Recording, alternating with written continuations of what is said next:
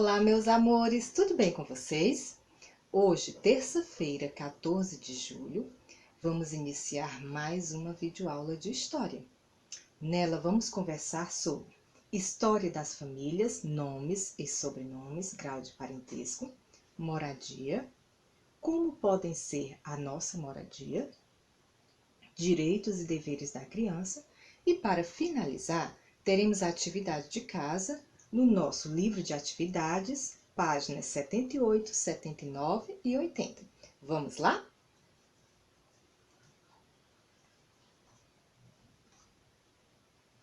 Olha só, nome, sobrenome e apelido. Quando a gente fala sobre a questão do grau de parentesco, né, que a gente falou do papai, da mamãe, dos nossos avós, bisavós, né, tios, que todos, né, fazem parte da mesma árvore genealógica, a gente está falando de grau de parentesco. Mas às vezes as pessoas costumam ser chamadas por um apelido, certo? Vamos ouvir um pouquinho essa história. Juca? Que Juca? Pois é, senhora Marquesa.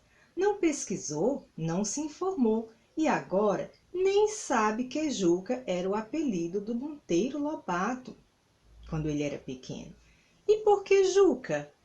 Quem se chama José pode ter esse apelido, Emília. O nome do Lobato inteiro é José Bento Renato Monteiro Lobato. Olha só, não é? Que nome grande! Desse nome, não é, completo, tem dois sobrenomes, que um pertence à família do papai e outro pertence à família da mamãe. E no caso, quando a gente está falando do apelido, o apelido é um nome carinhoso dado pela família, dado pelos amigos, certo? E é uma forma muito carinhosa de tratar as pessoas. Esses apelidos, eles podem surgir a partir do nome da criança, né, o nome da pessoa, ou algo que não tenha nada a ver com o seu nome, mas foi colocado de uma forma muito carinhosa. Algumas pessoas gostam de apelido, outras não. E aí, mais uma vez, a gente, né, fala sobre a questão do respeito. Quando você coloca um apelido, por mais que seja carinhoso na pessoa, mas a pessoa não gosta, a gente tem que respeitar e chamá-la pelo nome que ela gosta de ser chamada. Já quando a gente coloca um apelido e a pessoa gosta, fica rotineiro chamá-lo por esse apelido, né? E as pessoas acostumam e às vezes esquecem até o nome da pessoa, não é? Não é que esqueçam, mas passam a chamar tanto por aquele apelido que quase não chamam pelo nome, certo? Vamos continuar. Olha só, Monteiro Lobato. José Bento Renato Monteiro Lobato. José Bento Marcondes Lobato.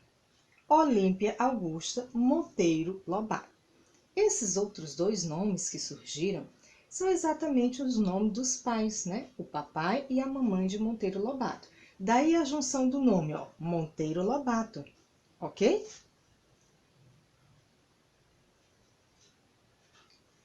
Quando a gente fala sobre nome, sobrenome, grau de parentesco, né?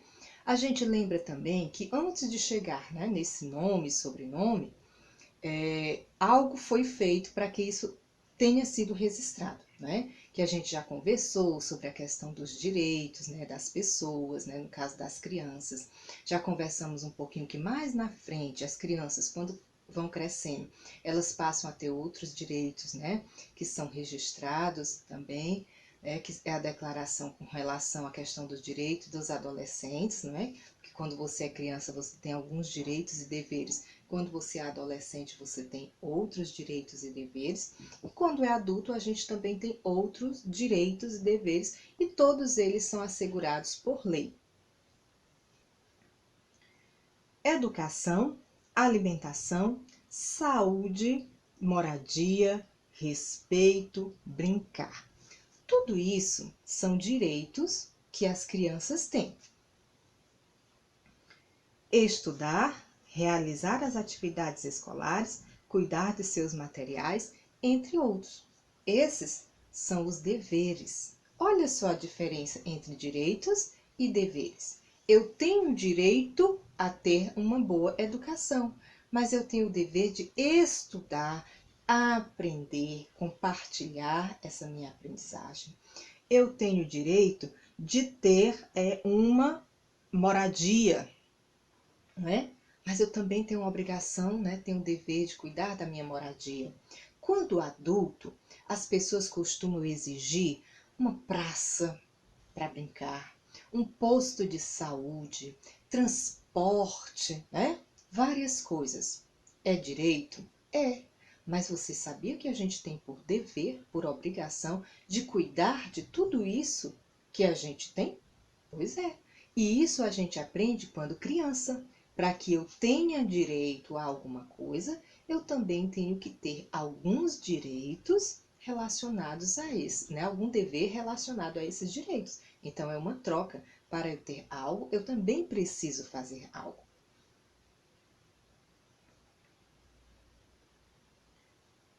Para a gente entender melhor, né, sobre essa questão dos direitos e deveres que as crianças têm e que futuramente, quando adolescentes e adultos, né, também terão outros direitos e deveres, nós vamos agora ouvir uma musiquinha que vai falar sobre esses direitos. Então vamos ficar bem atentos e já já a gente volta a conversar.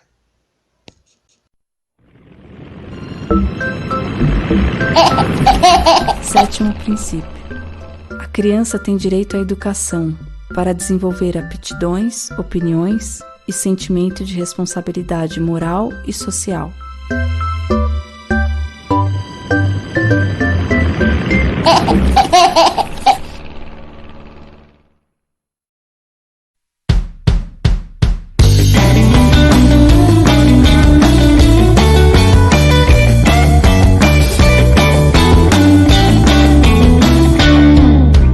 Quando a gente cresce um pouco, é coisa de louco o que fazem com a gente. Tem hora pra levantar, hora pra se deitar, pra visitar parente. Quando se aprende a falar, se começa a estudar, isso não acaba nunca. E só vai saber ler, só vai saber escrever quem aprender o beabá.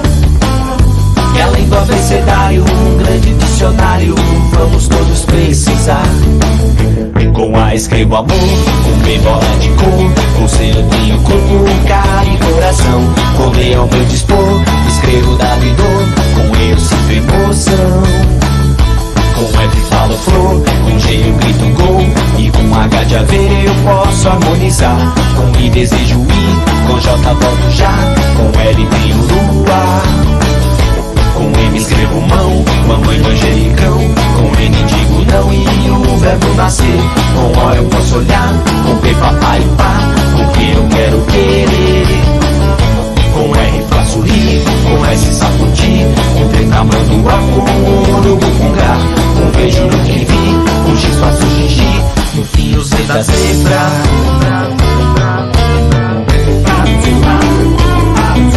Agora eu quero ver todo mundo cantando comigo. Mais uma vez, hein? Com A escrevo amor, com B bola de cor, com C eu tenho corpo, cara e coração. Com D ao meu dispor, escrevo dado e dor, com I eu sinto emoção. Com F falo flor, com G eu grito gol, e com H de haver eu posso harmonizar. Com I desejo ir, com J volto já, com L tenho lua. Com M escrevo mão, mamãe manjericão. Com N digo não e o verbo nascer. Com O eu posso olhar, com P papai e pá, com Q eu quero querer. Com R faço rir, com S sacudir, com T tamanduá, com urubu com H, com V juro que vi, com X faço xixi, no fio Z da zebra.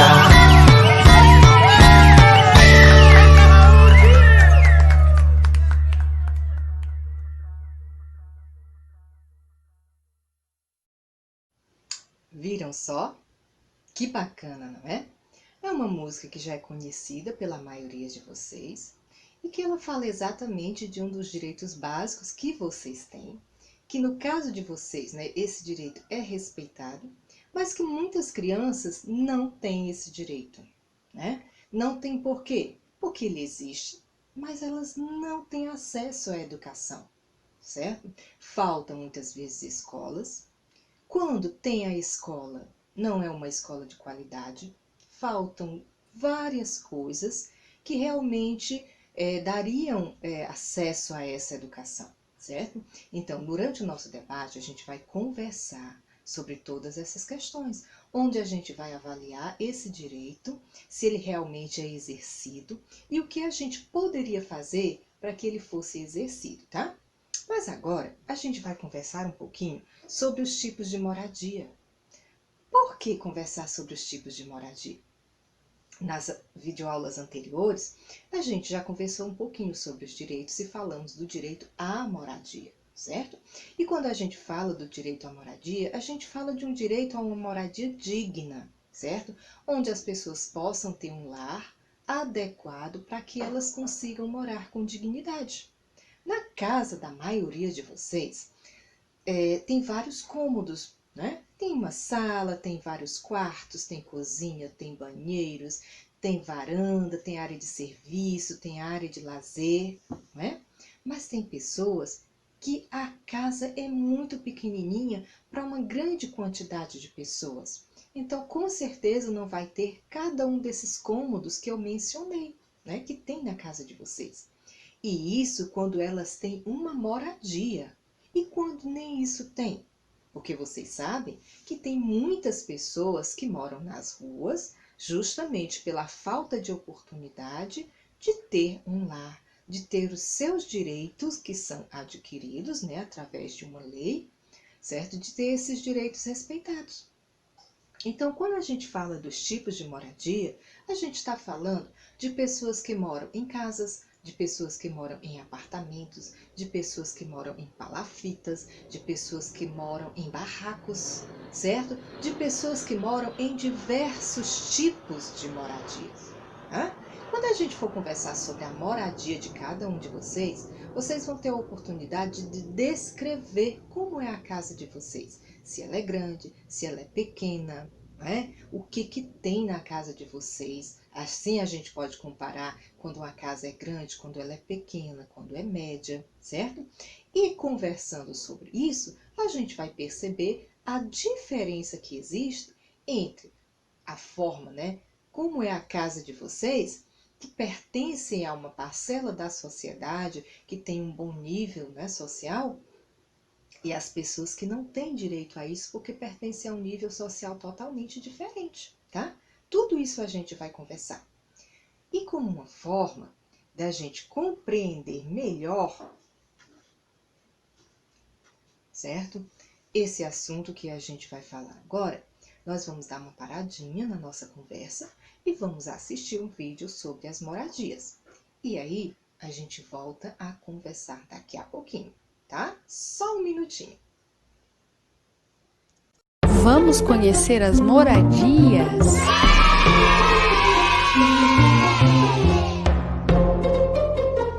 Casa de alvenaria.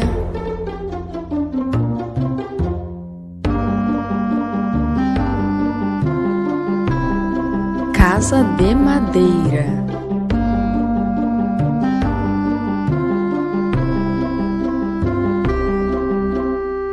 Castelo.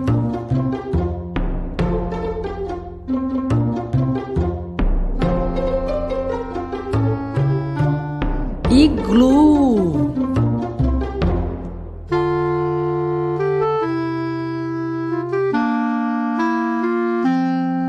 Oca.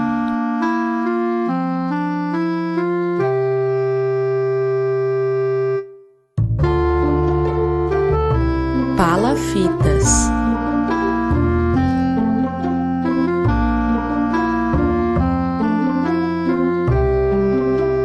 Prédio.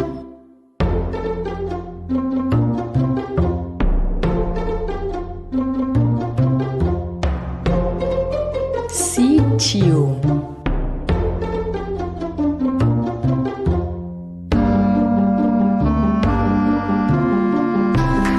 Muito bem!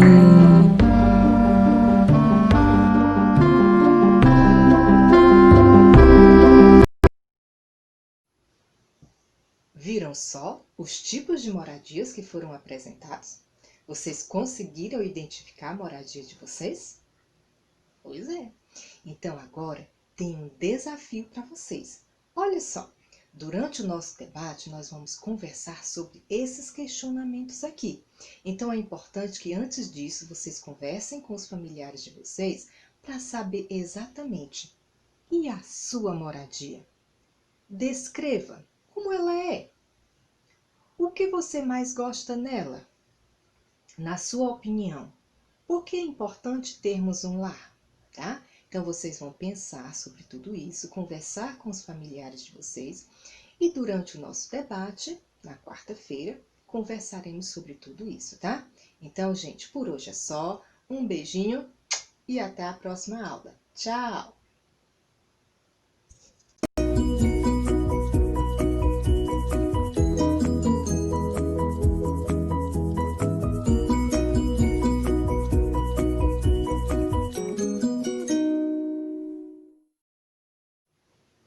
Olá, meus amores! Voltei para darmos continuidade à nossa videoaula de terça-feira, 14 de julho, dessa vez com artes, tá? Vamos conversar sobre os animais. De olho nos animais, direito dos animais. E também vamos aproveitar para realizarmos nossa atividade de casa, que será no livro didático de artes, páginas 10, 11 e 12. Então, vamos lá? Declaração dos Direitos dos Animais. Muitas pessoas não sabem que os animais também têm direitos e que, para isso, existe uma declaração criada há 30 anos. Olha só, do mesmo jeito que nós, as pessoas, temos direitos e deveres, não é?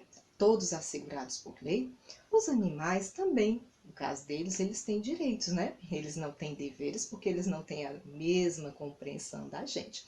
Mas eles têm direitos que foram assegurados por lei.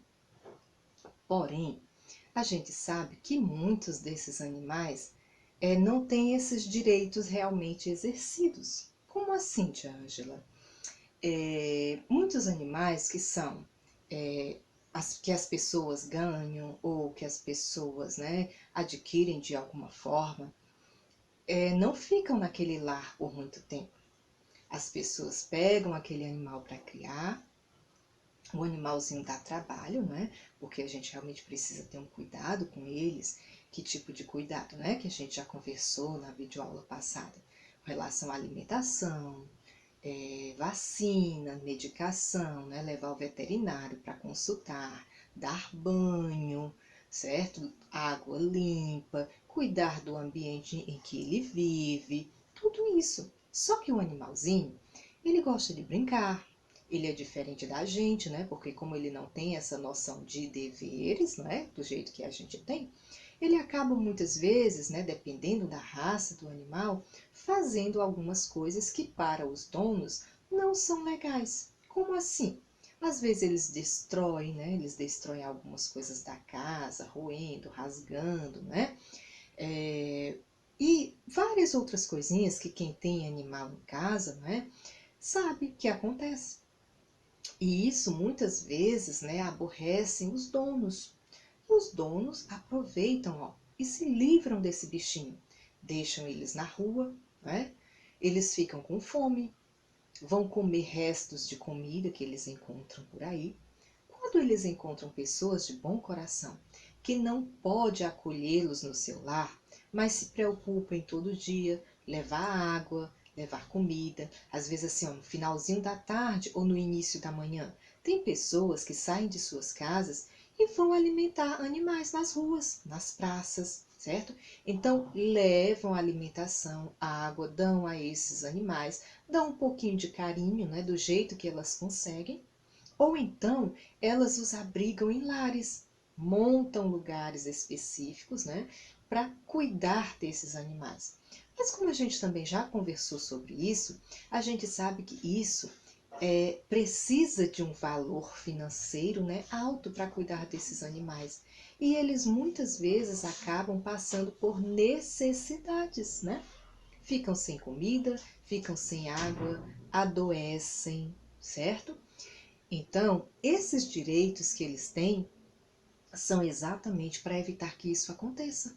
E se tiver acontecendo, que a gente consiga fazer algum tipo de denúncia, né? Informar onde isso está acontecendo para evitar, né, que esses animais sofram tanto e muitas vezes cheguem até a morrer por causa disso, tá? Então vamos lá.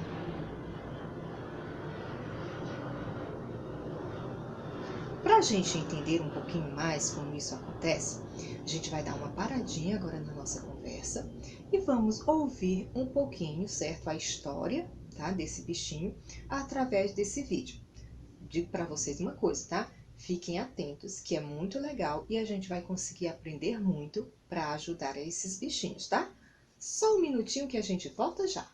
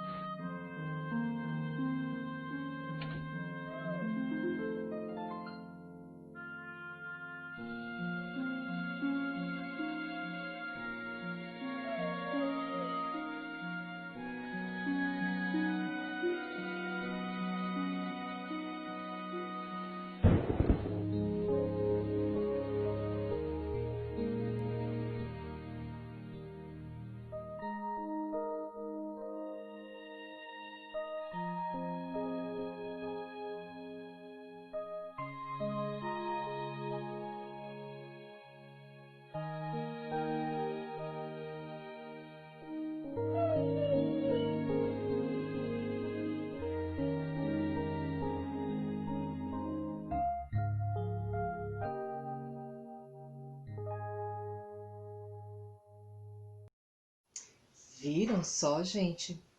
Que tristeza, não é? A vida de um animalzinho quando ele é abandonado pelos seus donos. No início, sabe, parece assim que é tudo muito lindo, tudo muito fácil, né? Ganhou um animalzinho ou adquiriu de alguma maneira. Quando ele é bebezinho, é gracioso, né? Às vezes não precisa nem ter crescido, né, para ser abandonado. Mas no caso desse vídeo, né, passou por uma situação onde ele precisou ser abandonado, né, é uma coisa que a gente realmente espera que não aconteça, né? Mas no caso desse bichinho, como aconteceu, ele ficou triste pelas ruas, né? Ficou sem comida, ficou sem água, né? Ficou sem ter onde morar e sofreu muito, né? Muitos deles acabam morrendo atropelados, ou outras pessoas que também que não têm um coração bom acabam matando, né? Porque se sentem incomodados, outros por maldade mesmo, certo? Então, esses direitos, eles existem para isso, né? Para evitar que esses animaizinhos sofram, porque eles são muito indefesos. Eles não sabem dizer o que estão sentindo, não é? Certo? Então, precisam desse acolhimento, precisam desse cuidado e desse carinho. E agora, olha só, você já viu animais abandonados pelas ruas? É muito comum, não é, gente? A gente vê isso.